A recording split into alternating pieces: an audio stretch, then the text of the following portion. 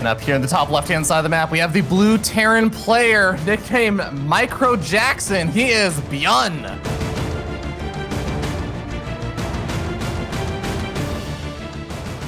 Yeah.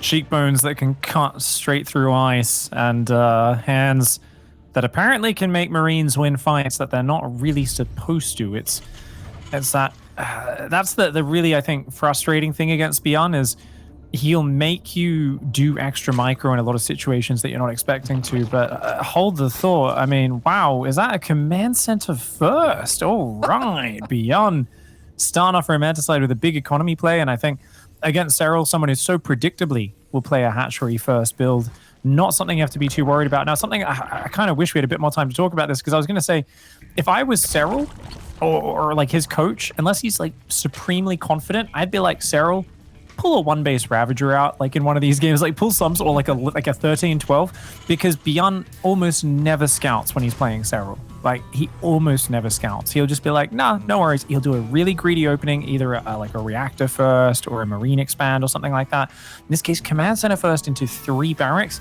and he will get away with it. So it's important for Serral to realize that's the case and make an adjustment and really be ready for it. Now, I think the big problem that happens with ByuN's build is because he's taking 3 barracks before gases, he's not going to have medevacs for a long time. So he can do a bit of like a marine poke out through the middle of the map. But realistically, any sort of just frontal ground stim timing, it's just not that good if the Zerg realizes it's coming, right? They can just build some Lings, use some Queens defensively, make some Banes if they have to. It's hard to really get a big reaction out of the Zerg because they can often just see you leave the base, build that reactively, and still defend your attack. So it's a prime opportunity to get an economic advantage if Serral can scout the build that ByuN's gone for.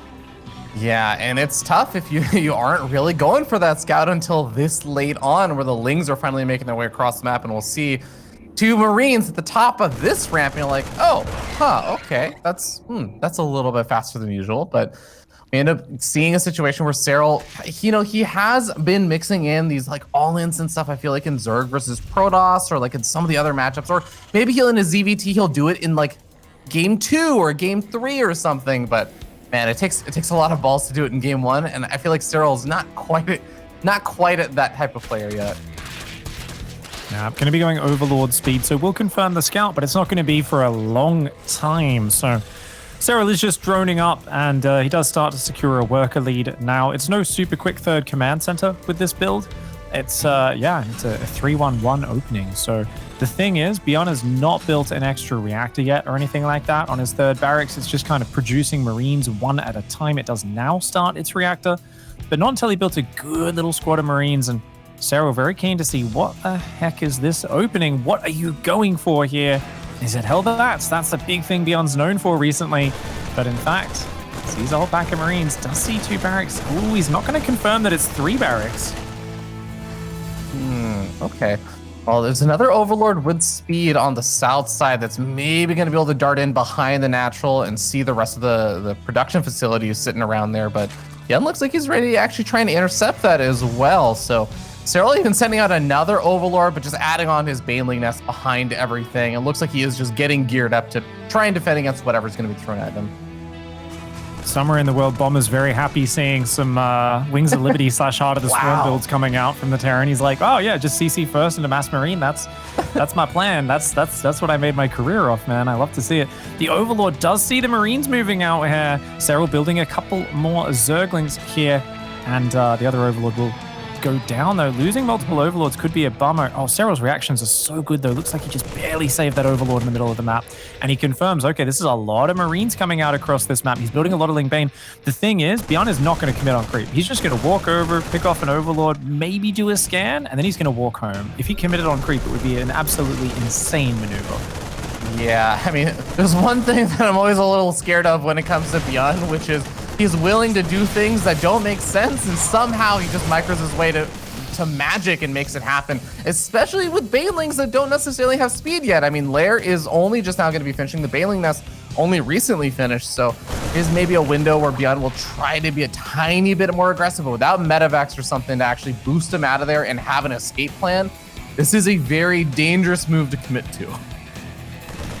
Serral on 54 workers. No fourth hatchery started just yet, and the pressure is still here. So Serral's stuck in a bit of a holding pattern. He'd love to get a chance to get up another 10, 15 workers, take a fourth base, but he's having to build a lot more Ling Bane for now. You can see his drone there ready, but he can't actually secure the fourth just yet. He's going to try to take it. Queen Ling Bane looking good. ByuN though, so many Marines. If you go off creep here, you do not have enough Ling Bane to take that out, especially without Baneling speed. Serral very low on gas. His double Evo's finished, but he actually can't afford to start 1-1 because he's being forced into so many Banelings. And this is the way you can pressure with this style. ByuN here, constantly threatening, posturing as if he's going to commit, but not actually taking the fight. He's now boosting a medevac across. I think it has tanks inside, or at least one tank, and that could really make this position annoying. Actually, just another 10 Marines. It's pure Marine for now. It's all going to be about his control. Yeah, there is a counterattack from Serral though, with a bunch of Lings moving in, and there's not really much of a wall to actually prevent them from going straight over the natural. They're going after the wall instead, which is buying ByuN a bit of time to micro, get up some more Marines, try and prepare things.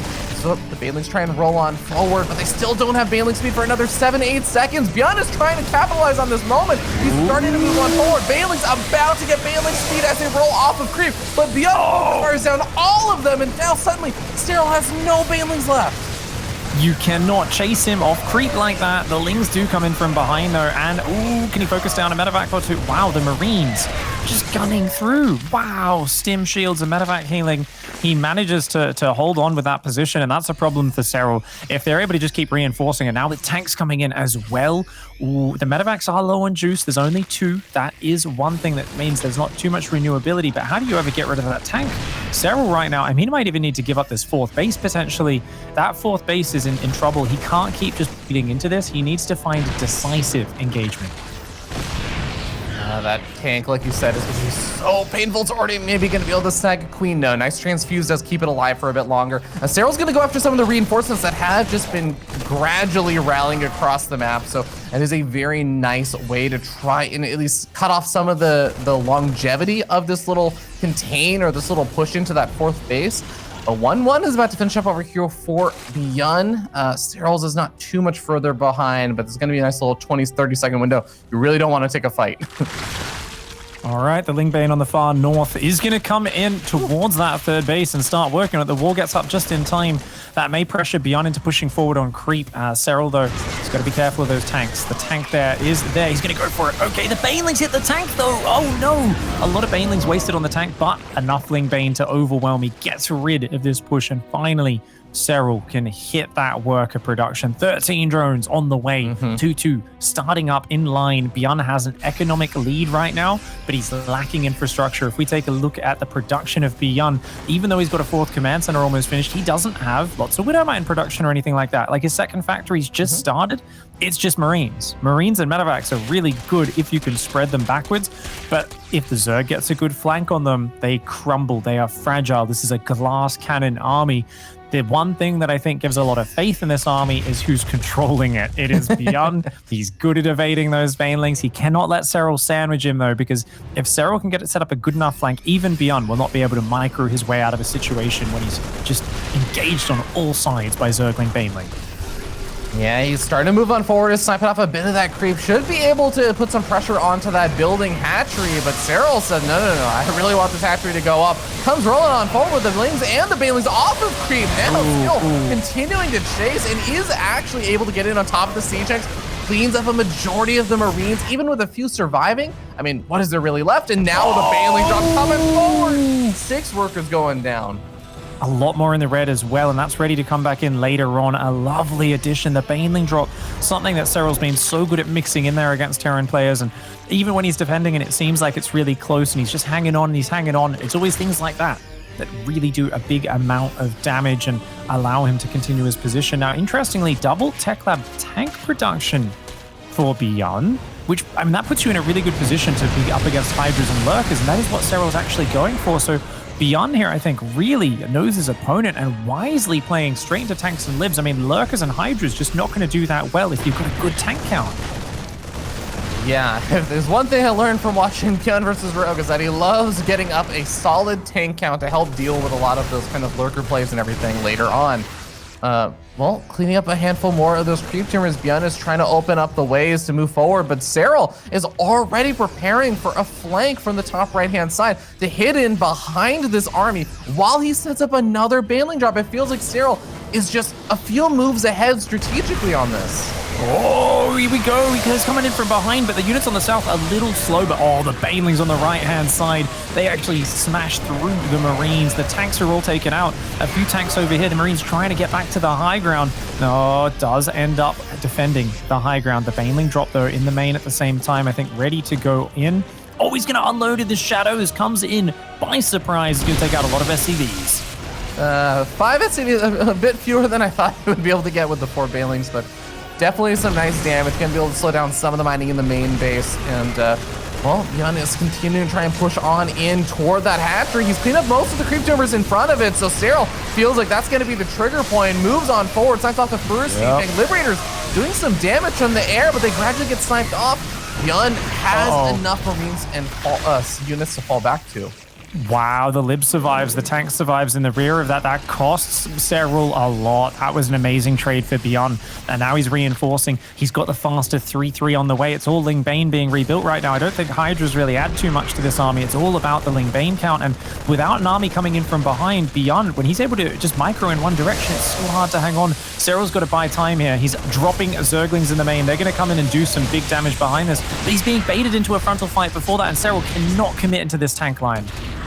The SCVs are starting to go down in that main base, like you said, and remember, it's just a little extra APM tasking right now. ByuN is not really pushing forward because he's dealing with those lings, and now finally he's dealt with the lings, so now he can afford the APM to push forward.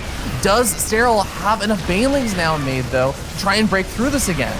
Oh, here we come. Massive Ling Bane assault. The Viper comes forward. A good blinding cloud on 2 of those tanks, but the 3 tanks in the back. Wow, they are making Serral pay a tax for this. And a duct on one of the Liberators, but 2 tanks and the Liberators survive in the back. And every time you take a trade like that, I mean, if we take a glance at the units lost tab, it's going to be getting really good for ByuN. That gap is going to get bigger and bigger every time there's a fight where the Terran keeps some of those units alive. Remember, the Terran has so many units rallying across the map.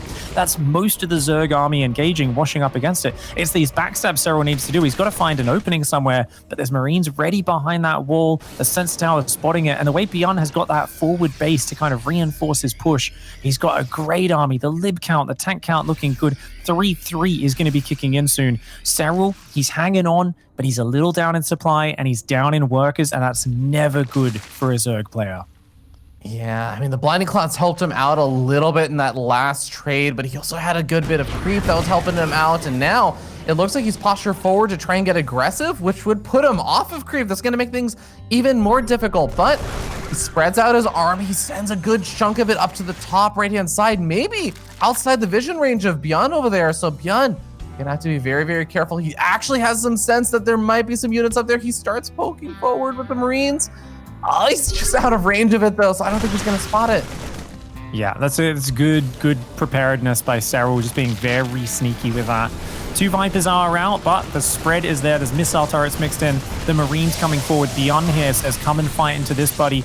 And I think, honestly, I don't think Serral can overwhelm that position. He's got a lot of Zerglings, 11 Hydras, 31 Banes, a couple Vipers. He's going to try to come in. His army on the north getting ready. He's going to go for it. Serral's going to go for it. If he doesn't break this position, he's out of this game. Here we go. The Banelings come rolling on in for the back. The Blinding Cloud's also hitting really well. All of the units from ByuN just pick up and evacuate. He realizes he cannot take that fight. Liberators, missile turrets, a lot of those units still going down though. The siege tanks can't really get out. He's gonna rely on some of these drops to try and buy some time, but Serral's not gonna have any of it. He's got more than enough Banelings to bust through that planetary fortress. Oh, he does have to pull back as the Marauder count finally growing here for ByuN, gives him a lot of anti-Baneling power. Now, ByuN accidentally, it looks like F2'd his Marines away from the base. He was doing damage on the hatchery down here, but he accidentally F2'd them back. Now, he can go back on in. And Serral, though, has time to prepare, pulls his drones back, and Serral here, 80 workers versus 65. It gives him a bit of a healthier economic outlook from where he was for the last few minutes of this game. ByuN does really need to secure a 5th base, though. I mean, he's just resecured his 4th. The problem is his economy is going to start to die down if he doesn't get a 5th, and the upgrades are starting to catch up for Serral, who's got +3 armor, +2 range on the way. He's adding a lurker den. ByuN here, still just building lots of bio tank. But if he's not taking another base, his next push is going to look, pretty much like an all-in. His main's out of resources, his natural's running low, his third's gonna start running out of minerals in the next few minutes. ByuN does need to make something happen with this next push. Yeah, he's trying to clear up some of the creep, which will open up the pathway for those kind of pushes, but oh boy, when you're also trying to deal with these run-bys, the Baneling's busting down the wall, this just buys Serral a little bit more time, because he can remake those units, replenish them as the Hydras that will turn into those lurkers. And that makes it even more difficult for ByuN to get these kind of counter backstab damage done, to try and find those little angles, because the lurkers are so good defensively. I love the Overlord in the top of the map, dropping a deuce on the 12 o'clock expansion, not letting ByuN retake that one. Has to send his whole army up to clear that up and allow that 5th base to come in. It's not even a 5th, it's actually his main base that's moved down, but it serves the same function. It will do the job. Mass Hydra Bane coming here. The Vipers coming forward. No targets for the Vipers. They don't really find any siege units or medevacs to drop parasitic bombs on. The Hydra Bane maybe overextending. There's not a lot of lings left in here. Yeah, gonna have to back off, but I think ByuN should see that Hydra count and think, all right, I know you're gearing up for those Hydras to turn into something soon. Lurker Den is finished on up, so that opportunity is available to Serral when he decides to take advantage of it. His upgrades are also starting to get further and further along, so he's going to finally be able to catch up with that +3 armor upgrade completing. Finally, 6 lurkers start up, but Serral loves Hydra Bane. He really wants to be able to swamp over this army. And I mean, just think about how he broke that Tank Liberator turret push up here in this north side of the map earlier. It's those perfect surrounds where he sets up this flank from all angles. That's the sort of patient, calm Serral that, I mean, led him to so many victories in 2018. You know, being so unstoppable, even when behind, he'd always find that perfect engagement. Now, here he's just kind of foraging, but the tank line goes pretty far back, so he's got to just burrow the lurkers, pull on back a little bit, a few parasitic bombs go down, and I like that idea of just kind of wear on the medevacs a little bit, keep looking for the run-bys. Plenty of units for ByuN though. ByuN stabilizing, setting up, and actually does start a Ghost Academy, so he's going to start heading into the Ghost Tech. A good answer to Vipers, good answer to lurkers as well. But ByuN does feel like he's a little bit more turtled up, and as Serral respreads creep, it feels like his control over this map is getting huge. Yeah, Serral would love to open up another attack angle onto that base for later on, and it looks like the lurkers are kind of in range. He's going to use the Vipers, actually abduct a couple of these siege tanks. Very, very nicely done, getting some good pickoffs here and there wherever he can. And remember, Serral also is still playing some catch up with those upgrades, since you do get started with those melee upgrades and the range upgrades a little bit later on than the Terran player does. So his 3-3 will be eventually finishing up, and he'll have a nice little advantage there, but he'll end up seeing big committal over here from Serral. The Blinding Cloud's going to help out quite a bit. Is this actually enough to break through, though? Yeah, Bad engagement for Serral. Yeah, I can hear it in your voice there, Fear Dragon. Yeah. I definitely agree. We've seen Serral when he gets in a head position, sometimes against Protoss, but more often against Terran recently, sometimes does start getting a bit too crazy with his Baneling engagements. And it feels like he's like, oh, I'm maxed, I got bank, I better trade. But sometimes the trades just look a bit uninspiring, because when the tanks are spread out like that, and you end up kind of crashing into a Marauder tank with just Banelings, they're not efficient off creep like that. You really need to catch your opponent out of position. Maybe a big attack here on the natural where there's only 2 tanks covering it could be powerful. He's going for a Nidus Worm and a double Spire. Serral, I think, realizing this game is going to go for a lot longer. Yeah, I love the Nidus Worm play. Oh, but the ghosts actually find one of the Overlords. Actually, I just saw both of the Overlords that were sitting in both the main and the natural both going down. Those would have been perfect for the Nidus Worm. So ByuN hitting the perfect timing to clean those up and ensure that there's not the easy access for that Nidus Harass. ByuN going into turtle mode here, something that Maru did very well in 2018 as well to make a lot of comebacks in his year of GSL dominance. This is what Serral needs to do, though. Look at that. Vipers are going to take the siege tanks out from behind the wall. Ghosts, though. Ghosts. Oh, Ghosts. But the tanks do get abducted. There's still tanks on the right side, though, shelling in from there. The Ling Bane does take the wall down, but really well defended by ByuN. And you know what? This hits that point where I think Serral here, Pathogen Glands, Double Spire, finally starts Adaptive Talons for those lurkers, realizing, hey, why are my lurkers so slow? Oh, I forgot one of the most important upgrades. Serral needs to realize this game's going to go a lot longer. It's going to be all about efficiency the longer it goes, and he can't keep washing up on these defensive positions. So I think, honestly, in the past, when we've seen Serral bleed dry, Infestors have been one of the big things he's lacked. The longer the game goes, if you don't squeeze more of those spellcasters out, Vipers are great, but Infestors, especially as the ghost count grows, you're not going to be efficient. And we've seen him have famous matches against ByuN, against players such as Maru, where he runs out of money because he's just crashing Ling Bane in inefficiently. So, I mean, this is a good little pickup. I like that. Does deny this base in the top right temporarily. Is he going to chase too far, though? He is going to be able to back out through that right-hand side, get back onto creep, his big safety net over there as he tries to get some more energy on those Vipers for another engagement later on if he ends up getting pressured a little bit further. But he's got that Greater Spire on the way. This has always been a contentious topic for many a Zerg player. Like, do Broodlords actually still have a place in the matchup and everything? You'll hear some Zerg players say, no, they're absolutely useless. But yeah, it looks like Serral is one of those believers that maybe there is still going to be that value when there's still so many siege tanks out. If he was hitting a Broodlord timing right now, especially if he had a few Infestors back it up, I think it would immediately win the game. Fear Dragon. Honestly, look at what ByuN is doing. You might be like, it's Biotank Ghost. Not really, it's mass tank at this point. That's almost all. Yes, he's got some ghosts that cover it, but you can deal with ghosts with a mixture of Overseers, Broodlord, Micro, Stutter Step, and Fungal if the ghosts run too far forward. You know what? It's 15 tanks. He's building mostly mass tank at the moment. He's swapping into a sort of siege tank ghost, almost mech sort of setup. If Serral goes for a round of Broodlords, it can be an absolute game winner. He's got the 8 Corruptors. He's got 4 Infestors there. He's got to trade some units off, though. He doesn't have supply free. And I think he's got to find that timing sooner rather than later, because notice that ByuN has a lot of insurance now. Planetary in the top right. That's going to help against Broodlords. He's got missile turrets all over. The Broodlords still have not morphed, and it becomes more and more of a situation where it's like, hey, you really don't want to just have Corruptors in this scenario.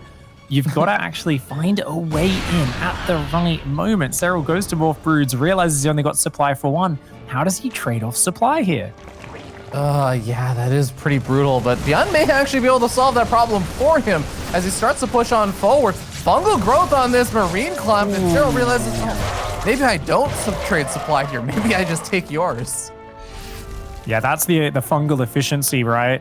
But he sends almost all of his ground army to the left. Nope, oh my lord. Okay, ByuN has studied what loses you games in late game as Terran, and that is you not having enough static defense. So he says, I'll build my 1 static defense, a planetary covering my production, tanks and libs and turrets covering it. The right-hand side, tons of static to defend the Vipers as well, the Corruptors. The Broodlords are now morphing. Has he waited a little bit too long? I don't think there's any Vikings on the map, so I still think he could definitely find his way in here. And it is just 8 Broodlords, right? A lot of people are like, that's, they'll get counted. They will eventually, but it's about, can they do enough damage to be worth it before those Vikings arrive? To give everyone an idea, there's 1 starport, and that's all the production right now. We don't even actually see more starports on the way. Now a starport immediately starts up as the Broodlords reveal themselves in the raw sheer numbers that they have. These missile turrets gonna do little to actually abate the massive number of Broodlords just continuing to harass at this army. Some bioforces are gonna try and stim forward, but they really should not be able to get in on top of these Broodlords, especially with the Infestors there. Yeah, very patient play here by Serral. Of course, it is only a few Infestors, so 1 good EMP, and those Broodlords are wide open for snipe. He's got to be careful. Micro does pick off that building there. The ghosts come forward, but a fungal, that's exactly what he needed to do. Now, all the Infestors are out of energy at this point, but he takes out a few of those ghosts. Well done by Serral. Okay, 1 more Infestor comes forward. It's full of energy. If those ghosts come forward, they're going to get caught by fungal, and it's that fungal Broodlord combo that deals with the ghosts so well. You need a few Vikings in there as well. Siege Tank's gonna do a lot of friendly fire to these ghosts that are getting hit by the Broodlords. The Broodlords finding so much value because it's not just the Broodlings doing damage, it's all the Siege Tank's friendly firing, unless ByuN is directly target firing a unit at that given moment. And we see that Serral, he's doing this little bits and pieces of damage. If he's able to deny this base, Pig, that actually might just, make up for all the cost efficiency problems, because he's taken the bottom left-hand side base that's on ByuN's side of the map in a sense. Well, he might just straight up win the game with these Broodlords. They're being used so efficiently right now, and he's forcing out Vikings. He's already taken out so many units, and this is it. He just couldn't find a way in. But when your opponent's just on mass siege tank like that, for the most part, there really is a weakness there. There almost always is, and I think ByuN had the perfect setup against a Zerg who's going to crash ground units into you repeatedly. But the one weak spot was not having those extra starports ready. He was a little slow, I think, getting his extra orbitals up and a bit more focused on muling. I think he should have been doing more foraging scans where he's saying, hey, check the composition, check for a tech switch. Tech switch is a Zerg's one powerful thing in late game. You've got to be ready for it. If he had a few Vikings out here with the Ghost to pick away from afar, well, guess what? There was no Corruptors out initially. Now there's some Corruptors, but he would have been able to keep this back. He would have been able to make it a lot harder for Serral to take those trades, and definitely a big win there for Serral. Even though the base stands, Serral's still rotating his Hydra Bane around, looking for new angles. ByuN's trying to expand to that middle base down there, but that's going to be very exposed.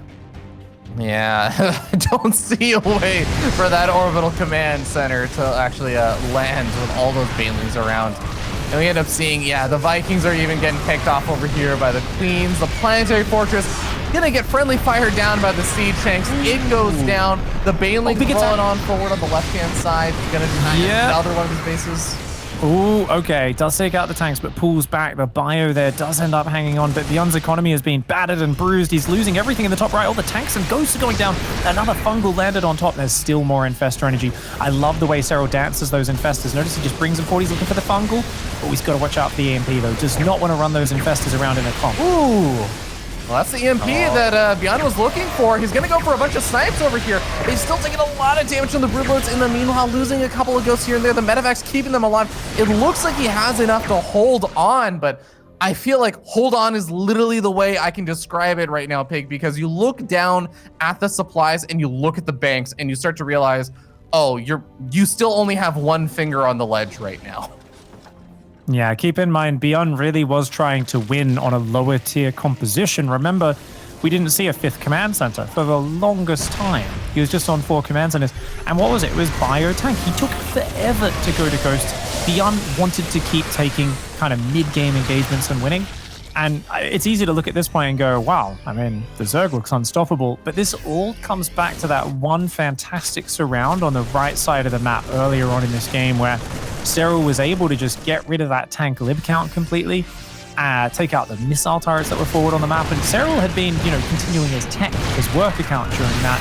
ByuN was really banking on finishing this game a bit earlier, and I think he did a pretty good transition to the late game, but it wasn't his first plan, and you could tell that he wasn't as practiced in it, and that he wasn't checking for the composition of the Zerg, got surprised by the Broodlords, and all it takes is those Broodlords getting the jump on you a little bit, starting to pick off your expensive units, and it's a slippery slope from there. Yeah, in ByuN's position, what would you like, assuming he had seen those Broodlords coming out faster, is it just throw down more starports and just start pumping out Vikings earlier? Is it as simple as that? Or is how do you trade out your supply? I guess, how do you solve a lot of those problems that ByuN had trouble solving even after he did see the Broodlords? Hold on a moment. I'm just going to tweet Thermal and see what he has to say. Because I think there's Terran players who have a much better understanding of it than me in terms of the finesse. But I think it does come down to each player has a different preference. These Broodlords working fantastically, by the way. Just continually moving around and always shooting and pulling back, shooting and pulling back. Great micro. I think having a small squad of Vikings is good. I don't think you want to go heavy on Vikings because Parasitic Bomb and Fungal do destroy them. But it at least then forces the Zerg into things like Corruptors to cover them. So a couple Vikings is really good as a range zoning tool that you keep trying to use to say, hey, your Broodlord's going to take damage whenever they poke forward. I think you can get a few Thors out, obviously, as great Broodlord killers. The one problem the Thors have is against the spellcasters. But wow, look at this dance, and the Fungal lands again on the Ghost. It's just spectacular control, mass transfuse, the Band-Aids just blanketing those Broodlords. And that is just a powerful push forward. ByuN's losing units, and Serral's just sieging him down. It's like using a bunch of catapults to just land damage from afar. Serral's not really losing much at all. Yeah, if it seems strange that we have this casual conversation going on as we watch massive numbers of Marines and Ghosts and everything die, it's just because ByuN is already just in a really tough spot, and Serral is just doing an excellent job continuing to abuse the heck out of these Broodlords, and also just preventing the Viking count from really doing a whole lot, even as it tries to grow. Queens are finding little opportunities to get pickoffs there. Corruptors getting snipes offs here and there. I think the other big thing that ByuN could have done this game was nukes.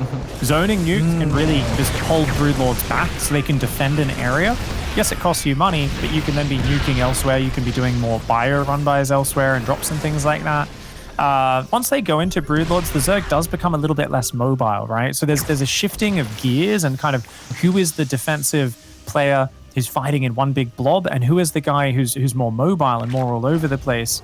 So you're actually going to find a situation a lot of the time where basically the Zerg is more mobile, but then they swap to Broodlord Corruptor, Infestor, Viper. None of these units are good at dealing with a drop, right? They're not good at running over and stopping run-bys and things like that. So there is like an option of doing a bit more drops, a bit more harassment, trying to wear them down and kind of use the bio to start running around the map and take advantage of that mobility. But these Broodlords right now, I mean, look at this. And oh, Parasitic Bomb, Fungal lands on the ghost again.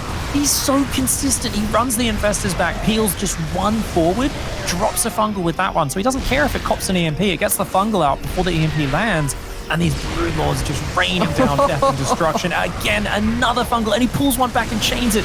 Oh, perfect Infestor control from Serral. Yeah, look at all those barely 1 health Marines that are gonna get healed up by those medevacs. But in the meanwhile, the Hydra Bane Force actually cleans up that orbital command. I want to note that Hydra Bane Force, by the way, has actually also been cleaning up 1 or 2 attempts at drops or run-bys from ByuN to the bottom left-hand base. So Serral has actually been dealing with some minor bits of harassment attempts there from ByuN, and ByuN just can't afford to do anything more. If he pulls more than 1 or 2 medevacs worth of units away from this side, he actually is just going to lose this engagement. He's going to lose this center location. Oh, nice Fungals. Wow, this is bringing me back to Wings of Liberty. These Fungals are so thrown so well, so expertly. And I mean, just for you guys who remember Broodlord Infestor, keep in mind, Serral was like 13, I think, during that time, maybe 12. He was like, yeah. He was a little kid. I mean, he was still playing tournaments and having fun and stuff. But yeah, definitely showing just some real understanding of how to use this composition. Oh, big Fungal lands though. He's out of Fungal energy now. The Link Bane Hydra says, okay, it's time. Let's go. The Corruptors will take out the Liberators. The Baneling's going to cram into that bio. So the bio Ghost on the left actually holds pretty strong for now. And ByuN here with an impressive hold of his army, defending wave 1. And Serral says, now time to spend that $14,000 that I've got in the bank. Let's make just a tunneling Bane. It looks like Serral's actually out of lava. Maybe hasn't been injecting quite as well as he should have. But ByuN is on his last legs, and you know, okay, admirable fight from behind. Links. That's why he he literally made I think he used around like 50 larvae to just make 100 links. That's why. Indeed. Not a bad way to go. More Broodlords. I mean, he kept some Broodlords alive as well. In these sort of scenarios, like, obviously, like, imagine if ByuN had a more even economy. When you remax, like, the player who keeps some of their units alive has such an advantage. So, like, if you lose all your Broodlords, Spellcasters, and they keep a whole lot of Ghosts alive, it's, like, pretty good for the Terran, because they've kind of got the answer already for those units if you rebuild them to some extent. And it's always a big advantage, though. If you can, like, okay, I traded all my Ling Bane, but hey, I've got some Broodlord Corruptor alive, I kept 2 Vipers alive, an Infestor, something like that. It really does make a big difference. And already, round 2 here, Serral says, okay, all right, it's time, mate. I'm going to crash on forwards. Biotank cannot withstand this. ByuN is like, TY made it work. Maybe I can do it too. Holding on out, but it's just not really working out right now. We end up seeing the snipes coming off on some of those Broodlords. So, I mean, a couple of good pickoffs, but again, all replaceable units here. And ByuN just can't mine right now. He's got actually a bunch of lings just burrowed in his mineral line.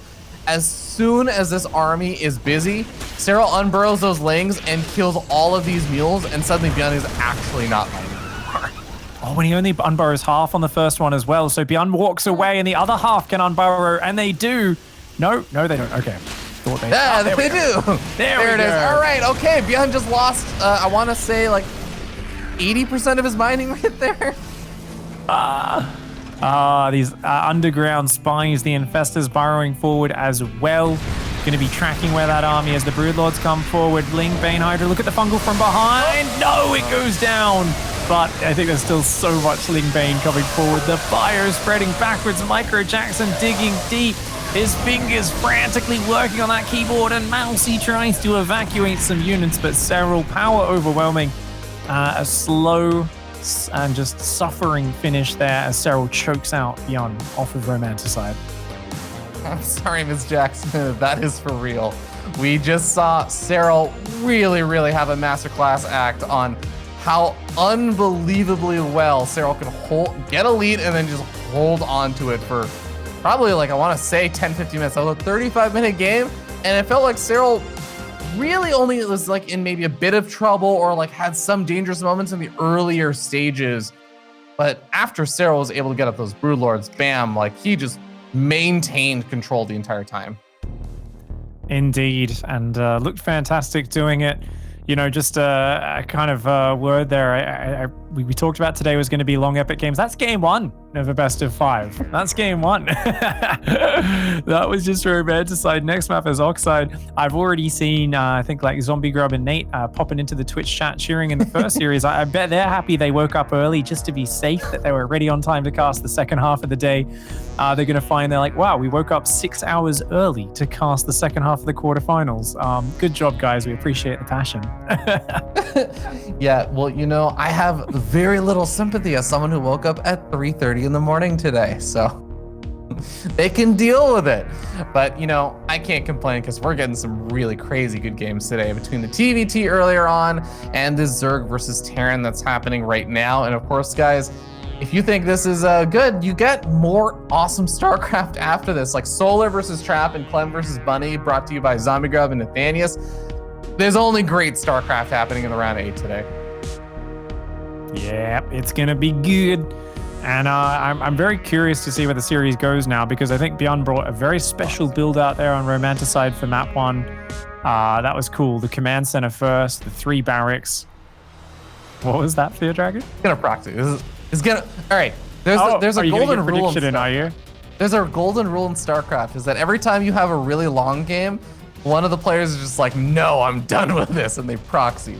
But, okay, maybe not. Regardless, guys, down here on the bottom left-hand side of the map, we have the blue Terran player. He is ByuN.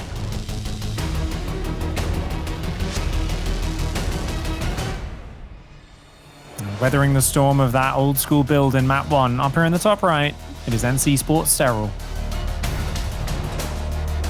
Couple of dicey moments against that 3 racks in game 1. Those who didn't see the opening of that game have just tuned in. It was a command center first into 3 barracks Marine opening. So ByuN walked across the map with Marines and was kind of poking at the edge of creep, threatening to go in, and then just kind of kept a steady stream of Marines and medevacs coming across while taking his 3rd. And it looked like it was very close. ByuN got an economy advantage out of it, but did delay his tech and production. So he ended up on mostly Marines, a very slow transition into tanks and then Liberators. And it looked like it was going very well, honestly. I thought he was going to do it, but that big surround from Serral, it was the Serral of old. It was such a methodical surround. When your opponent has a spread across 2 or 3 screens, it's hard to surround that correctly without having, say, one side come in a bit too early, get cleaned up before your other flanks come in. Serral set that one up really well. He spread all of his units out to minimize the tank damage. It's going to be harder to do that, though, on a smaller map here like Oxide that's got a lot of choke points, a lot of pieces of high ground. I definitely feel this one is going to favor ByuN a little bit more, and it is his map pick. Yeah, for anyone wondering what that sound effect was, that was the sound effect of the barracks canceling the reactor, I assume, to get up the factory first. So minor little build adjustment there from ByuN. But yeah, like you were talking about like the surrounds and everything, and I do agree. I think it's probably going to be harder to make that kind of stuff happen on a map like this. But man, it just watching those kind of big surrounds and those big flanks and everything get set up, it honestly it took me straight back, Pig, to 2018, like the year of Serral. That was the kind of stuff that I felt like he did better than anybody else at the time. He just always seemed to have this magical way of getting phenomenal engagements with just a little bit of preparation work and everything. Thanks partially at the time due to like his amazing information gathering on like where his opponent's army was and everything. But if he can make stuff like that happen again, it actually is one of the most amazing ways you can negate the incredible micro of ByuN. Yeah, this Night King won't be going down as easy as in Season 7. It's going to be a little bit more epic if you want to take down Serral. You can't just flip out, jump out, and stab him in the guts. ByuN will need to do a few more acrobatics if he wants to get up close and personal with Serral. And oh my lord, that is a Fusion Core Fear Dragon, and I that's so bizarre. I don't know if I've... ByuN playing battle cruisers versus Serral, like it's definitely something we see every now and then, but I wonder, I don't think it'll be mech. I think it would be like a single battle cruiser into Bio is what I'd imagine. Yeah, well, you did suggest the acrobatics, and he's going to take to the air and see what he can make happen, but what is Serral's scouting going to be like? Because usually you say Serral and scouting synonymous with each other because he's so good at it, but he didn't go for Overlord speed this game. He's going to get his Overlord denied, and, well, the Lings are being annoying at the natural. They're not necessarily getting super deep in. Is just the Marine count enough to start thinking, possibilities here?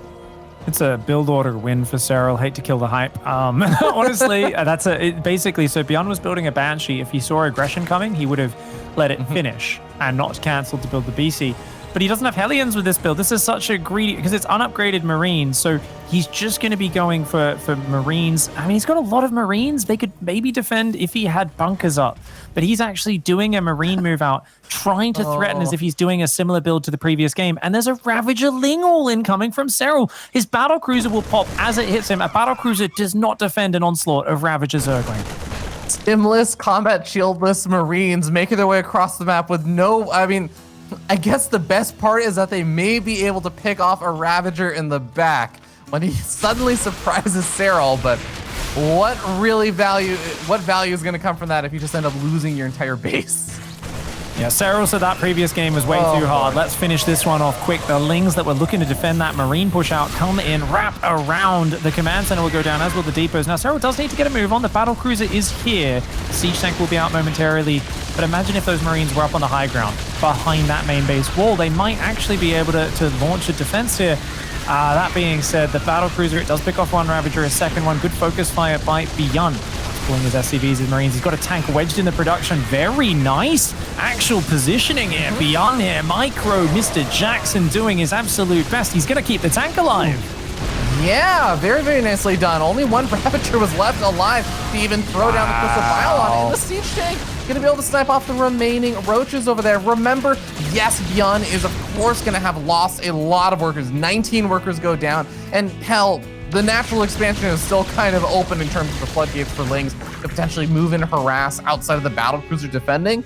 But ByuN is on 3 orbital commands right now. You look back at Serral and what? He has no lair. He's got a couple of spore crawlers, I guess, to just help defend against the battlecruiser. But Serral kind of still wants to get something more done here.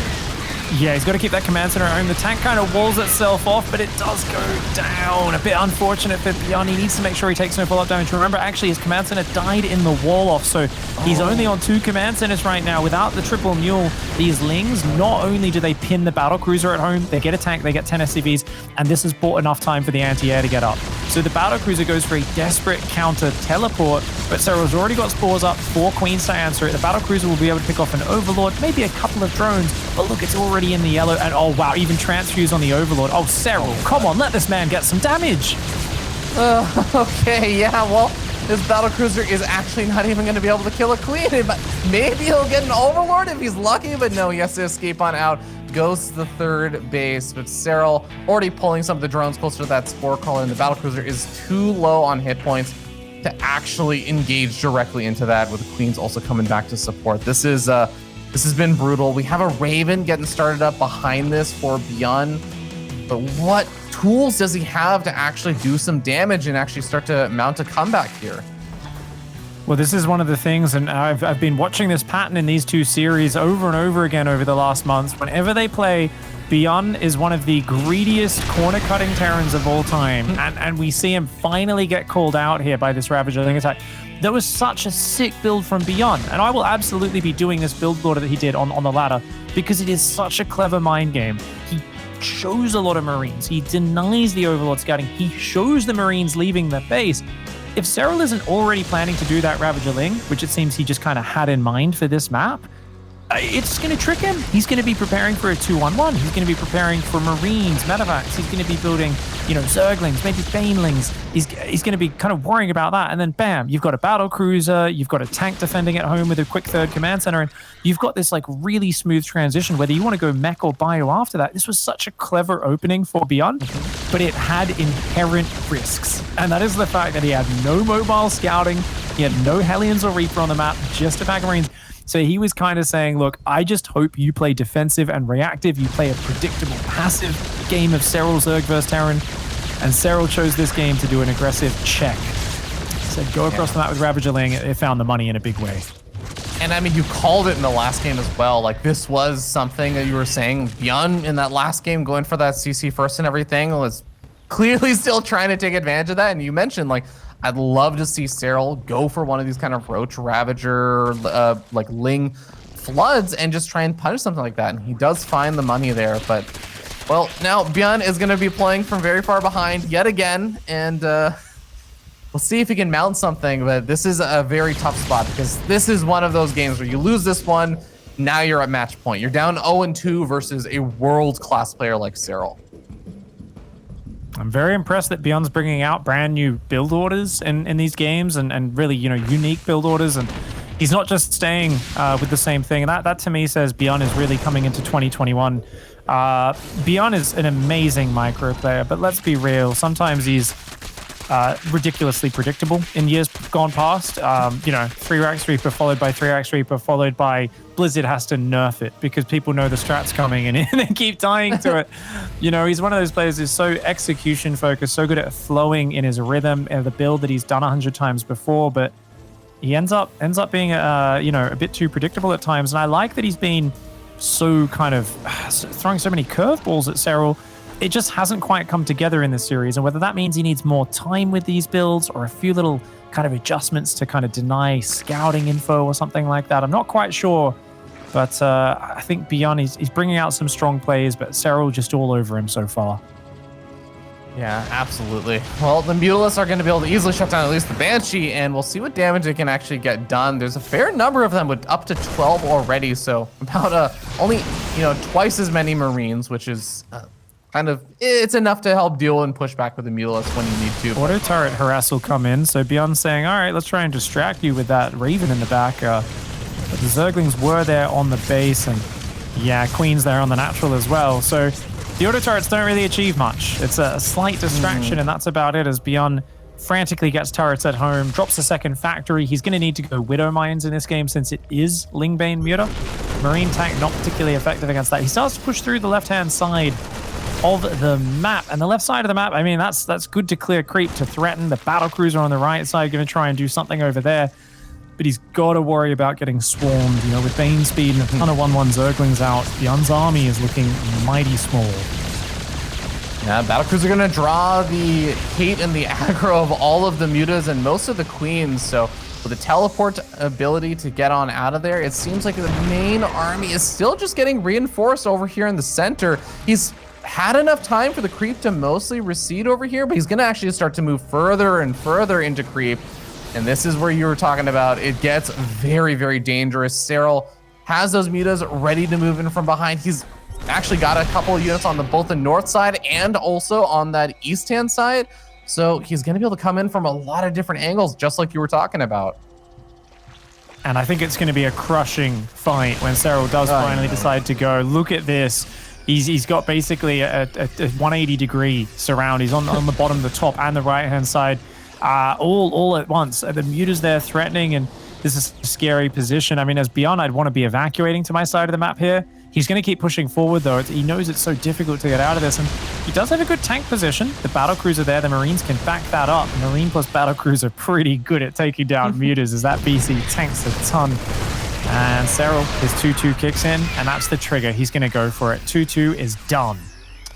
He comes in from the north, he comes in from the south, he comes in from the north and the south, and we end up seeing the Marines trying to micro back, but there's just overwhelming numbers. Wow. Serral annihilates it.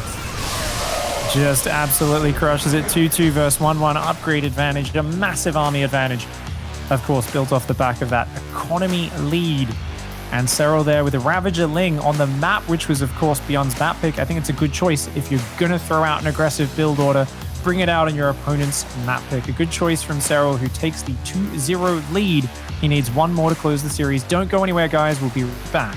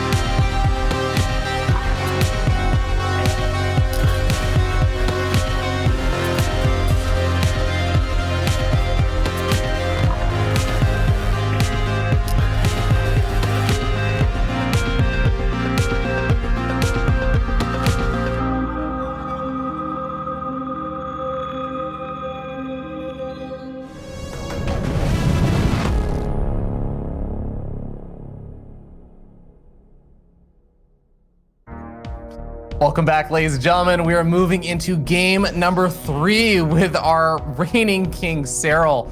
Just looking so strong with a 2-0 lead here in the round of 8. Indeed, and dominating game 2 there. ByuN's coming out with unpredictable, different build orders. He's trying to really catch Serral off guard, but no scouting in a build order, always a big risk. It tells you that ByuN has immense respect for Serral, wants to come out with those dangerous build orders, and he does lose an easy map 2 after a hard-fought map 1. He's going to have to dig deep now, and I think it's time for some Hellbats. It's his forte, honestly, in the last 6 months. He's so good at it. I'd love to see it. Up here in the top left, in the blue, it's ByuN.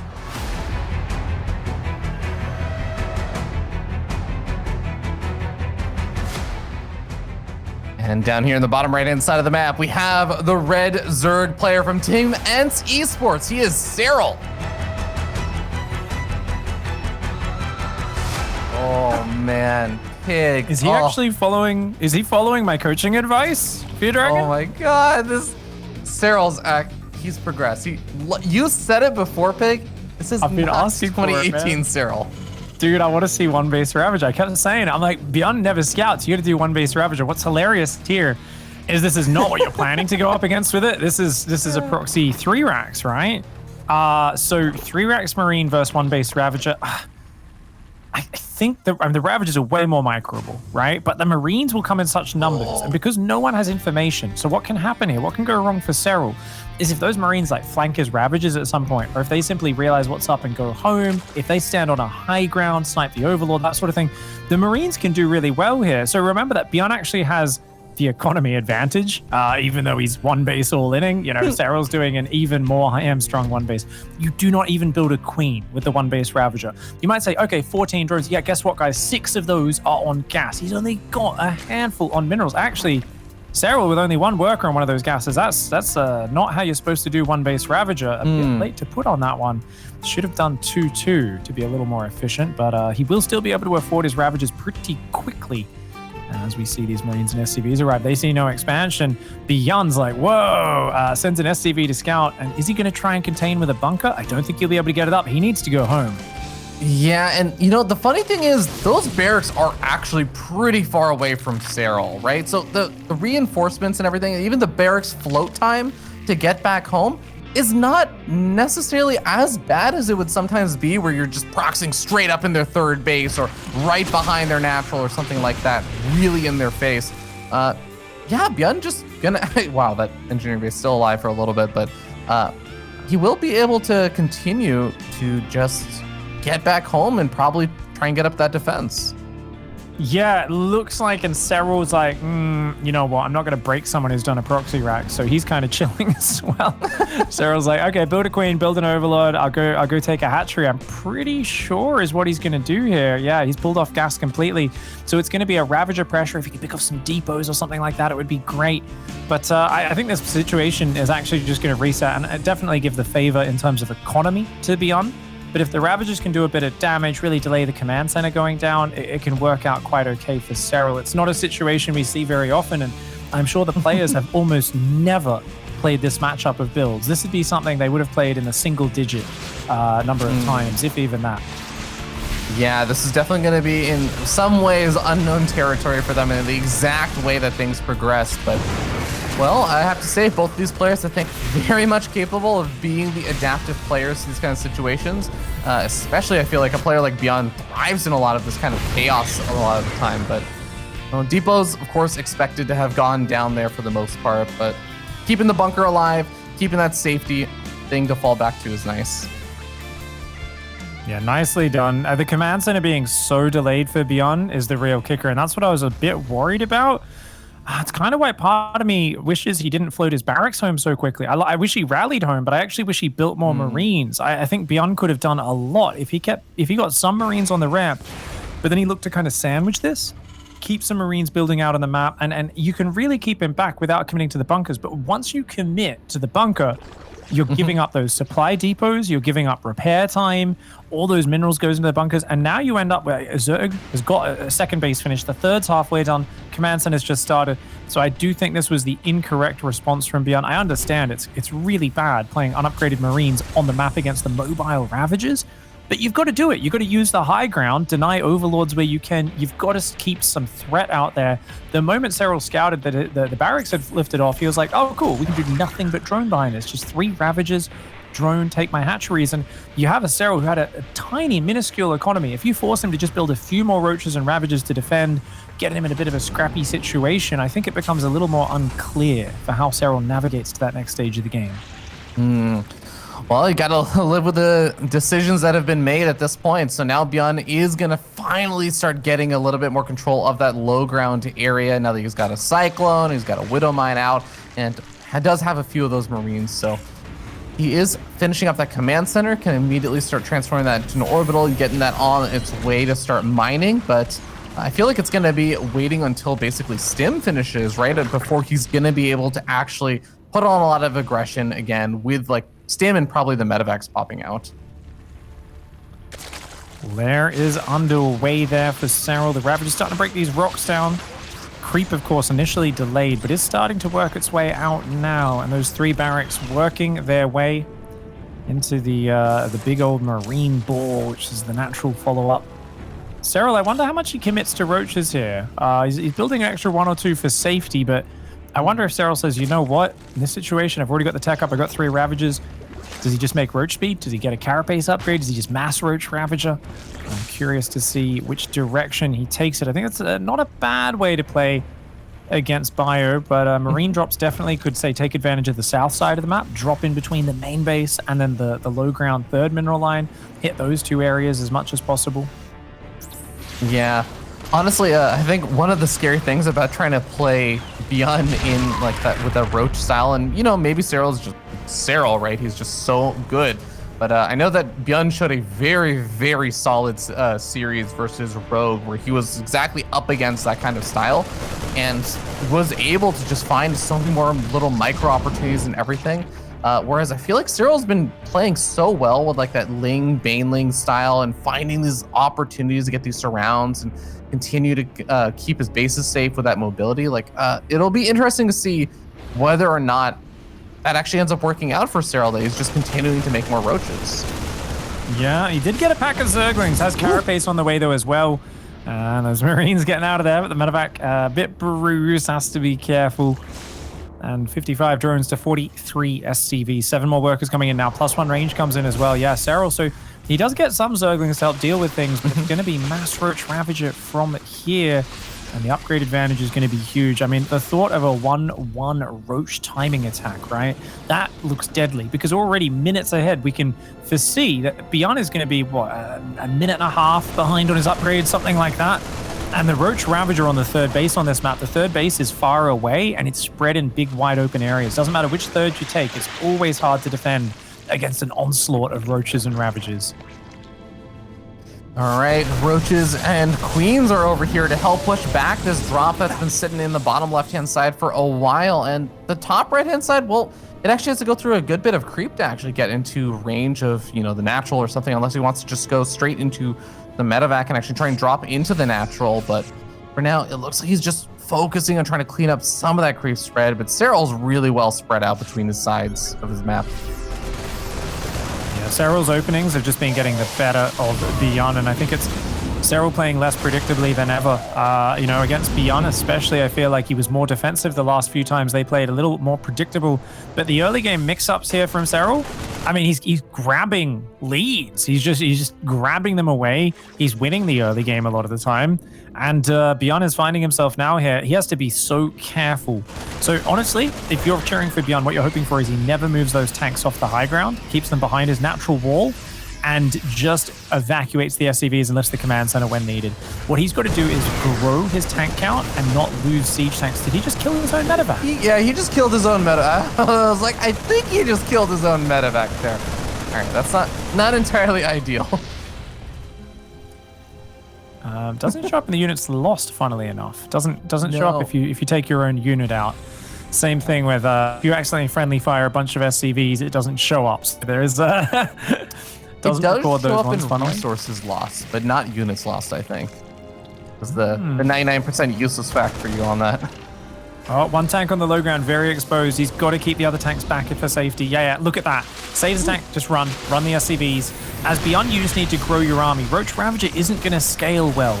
It's a lot like milk sitting in the fridge. If you let it sit there long enough, it's going to start to taste very, very sour. Those tanks on the high ground look good. The Marines trying to hold on. The Lings come from behind, but not able to take out the tank. Those tanks are doing massive damage from the high ground. A lot of the Roach Ravager falls. The Marines got to be careful, though. They can't go too far forward. And Serral here walking his queens across the map. This is his favorite move lately. Every matchup, queens come across the map, I swear. The man is obsessed with bringing them. But ByuN keeps his SCVs alive. He keeps his tanks alive. Yes, he's still behind in upgrades. He's going to have to weather probably a few more waves of these attacks. But I think it's important that he kept everything up. The problem, the fights get small and scrappy. Serral can reproduce Roaches faster. You're only building one tank at a time. So ByuN has done the important things to keep himself alive so far. Yeah, only losing one tank of his 4 or 5 at the time, and during that trade was massive here for ByuN. And now he's going to try and get a little bit aggressive. Remember, he has all these medevacs over here. Their queens are not around, so he does have the ability to pick up and escape if he needs to, but it's going to end up just stimming and backing on off until the stim expires. Goes back home to heal. He does confirm that more Roach Ravagers being built with that, so that's something, but Don't send too many units across. The next wave of Roach Ravager is going to be very frightening. ByuN's getting a bit antsy, worried about a transition. Nuh-uh, cancel that command center. This is not time. Yes, Infestors are coming out. Yes, Burrow's coming out for Serral, but he's still got the much more powerful army right now. And as ByuN, you've just got to stay alive. You've got to respect it.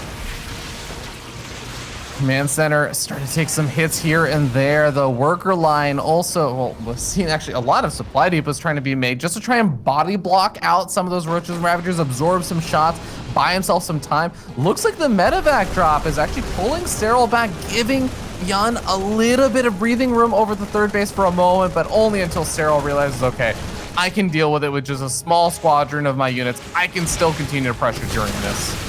Not the biggest fan of the depots, and this is why it is free damage for Serral. Yeah. Yes, it keeps you alive for a moment, but I don't think ByuN was really in danger of... Oh, actually, big attack on the south as well. Serral might just swing in from both sides. So, the Queens are still all out here, but oh, the Marines! Revenge! Micro Jackson finally says, you've been bullying me all game long. Goodbye, Queens. Get out of here. Oh, no! Where did that come from? That fungal growth!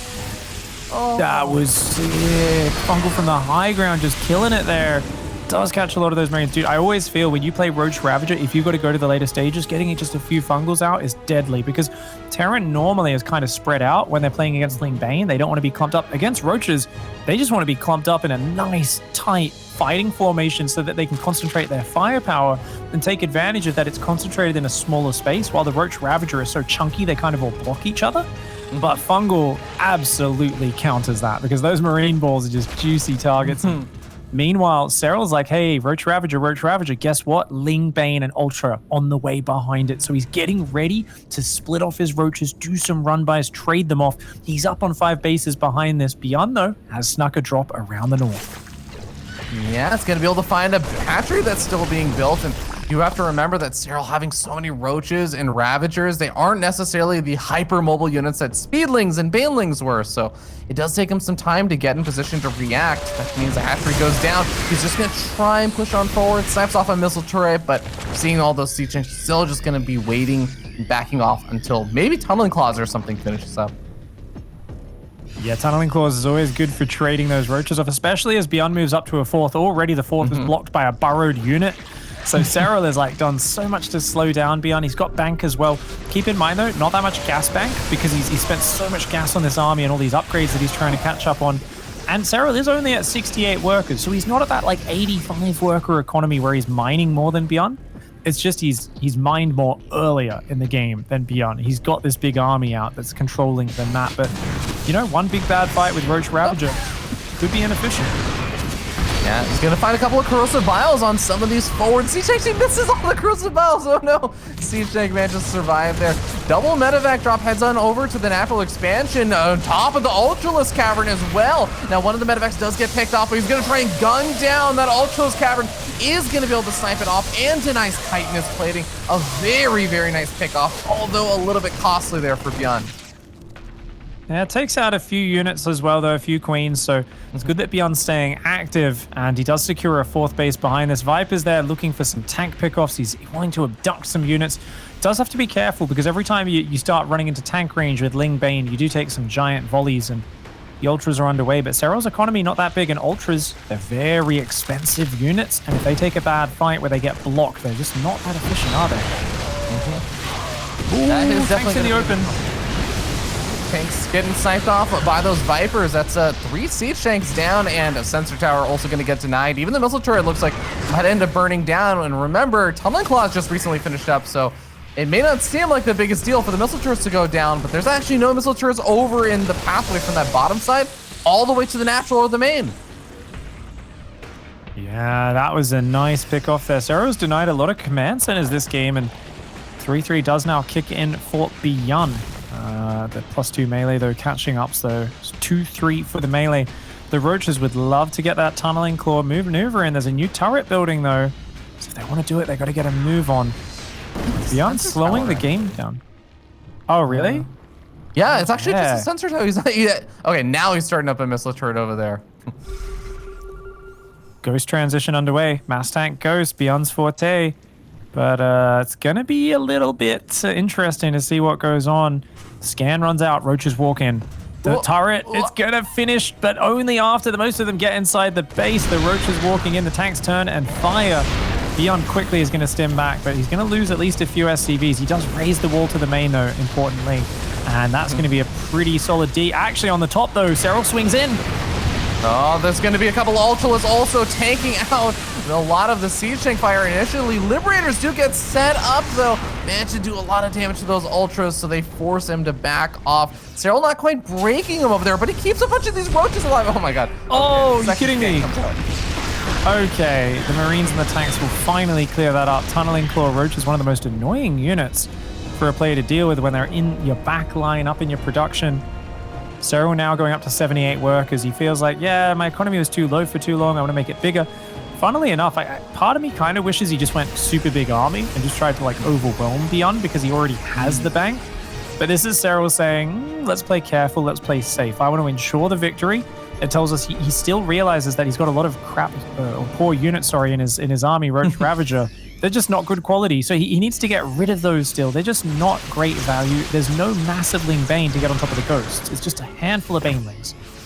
Yeah, staying patient, I guess, is going to be the safe way. And hey, you know, Serral, this is one match he has to play today, and that's this one. And if he wins this, he gets to play the semifinals tomorrow. So why not take your time with it and really, really just take the optimal pathway for victory, not the speedrun version of it. A wild attack. Doesn't want to go too deep here. I think this is a really bad angle. Oh my God, the fungal!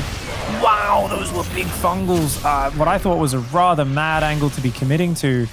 We see why it kind of worked out there. The Infestor Viper. Because that's just the one Infestor that he's built all game long. I feel like it's the single guy from earlier in the game. I don't think he's built any other Infestors than him. Okay, he's built he's lost one other Infestor, but you are very close. That was the only Infestor up until, actually, wait, hold on. He just lost it, right? That was the one Infestor, you're right. Yeah, that one Infestor, dude, he's like the most value Infestor ever. He's fungled like 80 separate Marines. That's super powerful. Is that during that fight, there were like 3 MPs that went off and none of them, but he didn't know where the Infestor was, so. Well, the Ravagers continuing to bile. That siege tank on red hit point says, nah. Takes 3 biles to take out a siege tank. 2 does not finish the job. Why do you mute us? Oh, what? Why mute us? That's a wild. Well, so he just wants to run around the back of the bases. I mean, there's plenty of Marine and Ghost and stuff, right? So it's all going to be about, hey, I want to dive around the back. I want to keep movement going. I want to just keep attacking. I want to keep using my movement. I want to get rid of these Roaches. He's just burrowing them through the army. He's like, please, they've been chewing up way too much supply for too long. I need to get rid of these. The creep spread has been pretty magnificent, but ByuN's cleared it a little bit. So Serral does need to keep replacing that creep. He's got that big bank, though, about 5,000 resources in the bank. ByuN not quite maxed, and no real bank to speak of. But the Ghost count's growing. The upgrades are looking good. And Ghosts are actually going to come up here. They could snipe all these Mutas. Oh, and we see that, yeah, if your opponent's in position, those Mutas aren't going to do too much. Yeah, Banelings come rolling on in through a choke point, so it's going to be pretty difficult. Even the Ultralists having a hard time breaking through that. Yeah, a couple of siege tanks get picked off, but that was a great trade there for ByuN. And remember, Serral just used like a good chunk of his bank to make those 20 Mutas. So if he doesn't find value, this is scary. Yeah, it's a weird decision for Serral knuckling down for a long game to make Mutas, right? Because that's usually someone who's just like non-stop attacking. Serral's playing more of a defensive game, but then that Baneling roll as well. There was like 50 Banelings and 3 Ultras for like, I don't know, what was it? A constructing command center and 2 siege tanks. It was an awful trade for Serral. And now he is swapping into just mass Ling Bane Muta. It's a mobile composition. Very good at overwhelming Ghosts if they ever push out in the open and you flank them. But attacking a giant spread of tanks that's covering 5 bases. I think Serral's thought process is it's Light Shade, you're so spread out, surely you can't be everywhere at once. You're going to be spread too thin. I'll just use my mobility to take advantage of it. And he's looking to do that once again. Tanks are well positioned. There's not that many tanks though. I feel like every single time though, he's moving in from either like one choke point. This time he is going to move in through 2 different angles over here. Baneling's on the right-hand side. Get very close to that bioform. A lot of them are going to find the connections. This is the trade that Serral needed to try and shut ByuN down. And now the Mutas get to go ham over on this bottom left-hand base, a very important mining base right now. Oh, those 3 turrets behind the mineral, and 4, in fact, actually defend quite well. Some snipes take out the Overseers, and, well, beyond that, I mean, honestly, it looked like he was about to lose way too many units. It looked like it was one of those attacks. There's just so many banelings coming in. You can't quite defend it. Serral going full Dark at this point. Like, this is the sort of thing I'm used to Dark doing. When he's ahead in Zerg vs. Terran, Dark will just pummel you with a mass baneling super inefficiently in those direct fights, but it makes sense because it's as long as you don't let the Terran keep their bases up, it's fine. So the problem in that last attack is, yeah, you killed a lot of units, you didn't kill a base. Serral remaxes on banelings. That means he's going to go again, and I think it's a good call. ByuN is nowhere near maxed. If he just strikes one more time and actually eliminates that planetary this time, I think Serral can turn it into a game-winning move. A lot of snipes used over there on those Mutas. Managed to pick off 4 or 5 of them, and now the missile turret's also going to be able to do a little bit more. But that wall has not been replenished. Neither have the siege tanks actually been put on a forward position. Now blind clouds being thrown down on a lot of these siege tanks on the back lines. The banelings, well, they decided to pull back, but they've already pushed the army so far back that now Serral, with the Mutas and the rest of his army, he's already denied most of the workers mining at that bottom left-hand base. Yeah, 15 worker kills, Mutas in the main killing depots. Anything he can do to just pick away at ByuN. I mean, ByuN's got so many command centers, you need to take out a lot of depots before you supply block him. But that was an important trade there for Serral, who keeps the action going. I think the Mutas all just went down. There's a couple left, actually. Yeah, 4 left. Be able to do light harassment over here. But yeah, I mean, it's been a little bit crazy, but you're right. It has been Serral just throwing units in. I mean, to give you an idea, he has lost close to, not quite, but close to double the amount of gas lost in this game. It's just been flooding out those banelings, flooding out those ultras and everything. So he's gonna maybe try and go for this one more time. It's kind of funny how the Ravagers never go down. There's this weird thing where each one of those is 3 supply, and they're kind of still useful, just not that much. And they're always in the back line, and you always pull back before they go down. So the Ravagers just kind of survive all game long and keep dropping biles on things. He coming in again, but that's a good setup. I think for Serral, he should swing his army around the north. He keeps bleeding in here. He's bleeding in. Oh, Serral, watch your army, mate. Yeah, okay, we got a drop also on the top right-hand side. Guys, Serral is not where he was maybe like 5, 6, 7 minutes ago, where he had a 7K or so, 6K gas bank. He's actually down to 2K. He's still got a bank. He still has a buffer to work with, but if you're both losing some of your bases that are actually providing that income and also trading it efficiently, there is a point where, you know, ByuN does start to pull himself back in. He's already back to a max out point almost. Yeah, ByuN really just playing well from behind. But remember the Corrupted Broodlord that really kicked butt in that game 1 on Romanticide. It's coming out now. He's already got the Infestors. You can tell Serral's being a little more patient. He's trying to use his Ravagers to try and bait things in, pick off sets of towers from afar, that sort of thing. But ByuN here, he's kind of posturing forward with the bio. Oh, he does get some of those units caught. The Infestor unburrows, but doesn't actually land. Oh, actually, it fungles the Medivacs and gets 2 of them with biles. Big army on the north goes in, and there's only a planetary. That planetary will be going down. No support there. Not to be able to defend. Yeah, even the orbital might end up going down just because no SCV, or very few SCVs there to even try to repair. It looks like he will save that in time, but Serral finally just broke back into the 3 digits for his gas count, because he has been spending a lot of it, including on those broodlords that are now coming on out. ByuN, he doesn't have that many workers picked, so the funny thing is they are even in supply, but ByuN has 60 more army supply with his army. And this is a much more wide open map than the position where the Broodlords fought in that previous map on Romanticide, right? Map 1. So there is a chance the bio kind of just stims in a giant arc, and if you've thrown too many banelings away before that, maybe ByuN can deal with it without actually having Vikings or Ghosts. Right now it's mass, or Thors. Right now it's mass bio Ghost tanks, 16 tanks, 21 Ghosts. Oh my god, a big fungal lands, but not able to seal the deal on those units. Just biles down a tank, pulls on back a few Zerglings in the north, denying the base. But ByuN defends, he keeps it alive for now. And this is looking like ByuN just fighting so well from behind. He's done it before against Serral, and I can't believe he managed to drag these games out so long, because it's kind of wild, because it's like, dude, you were way behind in this map, but you're just playing it so well defensively. As he spreads across the map, though, that Zerg mobility, it really does cause a lot of problems. I just kind of look at this and say, hey, has Serral missed his timing? He's made Broodlords, he's showed Broodlords. He hasn't really done anything with them yet. Yeah, I guess the bright side is it's not exactly like ByuN has had this sick baller economy and he's like, all right, let me throw down 2 more starports and start pumping out Vikings or anything. He's basically is just saying, kind of similar to that other game, I have a lot of ghosts, like I guess let's go for the snipes, and that's his play to deal with the Broodlords. Oh, I would love to see some nuke harass in this game, or zoning nukes, and Broodlords on the south here. And they are going to come forward. That command center lands. It's going to have to lift off real quick. Oh boy, Siege Tank's doing a lot of friendly fire over there to the command center. It's already down to the orange. And now we're going to end up seeing the Siege Tanks needing to unsiege, the Bioforce backing on off, and man, Serral had one corruptor to harass that command center.